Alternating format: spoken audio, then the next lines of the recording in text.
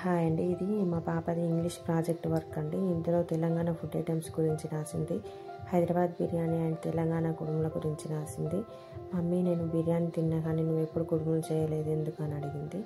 అసలు తినరో అని నేను ఎప్పుడు కుడుములు అయితే ఇంట్లో ట్రై చేయలేదండి. తను అడిగింది కదా చేద్దామని అయితే నేను ముందుగా అనపకాయ గింజలు ఉడకబెట్టాను. అవి ఉడుకుతాయని నేను గిన్నెలు తోమేలోపు మాడిపోయాయి. ఈ మాడని పైన ఉన్న గింజలన్నీ తీసి బియ్యపిండిలో అయితే వేశాను. నేను ముందుగా ఒక గ్లాస్ బియ్యపిండి తీసుకున్నాను. అందులో ఉడకబెట్టిన ఆనపకాయ గింజలు కొత్తిమీర, అలాగే ఒక 4 పచ్చిమిర్చీలు మిక్సీ చేసి వేసాను. కొంచెం టేస్ట్కి సరిపడా సాల్ట్ అయితే వేసాను. ఇవన్నీ బాగా మిక్సీ చేసుకోవాలండి. ఇలా మిక్సీ అయిన తర్వాత ఇందులో కొద్దిగా వాటర్ వేసుకుంటూ మెత్తని పిండి, అదే మన గోధుమ పిండి అయితే ఇలా చపాతీకి తడుపుకుంటామో అలాగా తడుపుకోవాలండి. ఇందులో కొంచెం ఉల్లాకి వేస్తే కూడా టేస్ట్ బాగుంటుంది, కానీ నా దగ్గర అయితే ఇప్పుడు ఉల్లాకి లేదు. అందుకోసమే నేను కొంచెం కొత్తిమీర వేసాను. ఇందులో చిక్కుడు గింజలు కూడా వేసుకోవచ్చు. నేను అనపకాయ గింజలు ఉన్నాయి కదా అని అయితే వేసాను.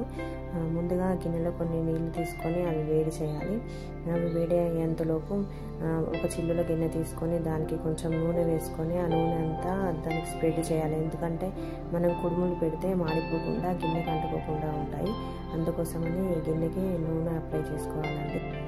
తర్వాత పిండిని చిన్న ముద్దలాగా చేసుకొని మనం ఏ షేప్లో అయినా కుడుములు చేసుకోవచ్చు అండి. నేనైతే ఇక్కడ రౌండ్ షేప్లో కుడుములు చేస్తున్నాను.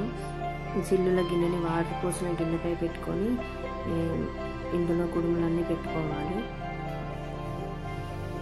ఈ కుడుములన్నీ ఆ చిల్లుల గిన్నెలో పెట్టేసి దానిపైన ఒక మూత పెట్టుకొని ఒక 10-15 నిమిషాలు ఉడికించుకుంటే సరిపోతుంది. చాలా త్వరగా ఉడికిపోతాయండి. చూడండి, ఇవైతే ఉడికిపోయి చాలా బాగున్నాయండి టేస్ట్. కాకపోతే కొంచెం కారం తక్కువైంది. నేను కొంచెం కారం తక్కువ వేసాను, పిల్లలు తింటారని. మీరు కారం తినే వాళ్ళైతే కొంచెం కారం ఎక్కువ వేసుకుంటే బాగానే వస్తాయండి.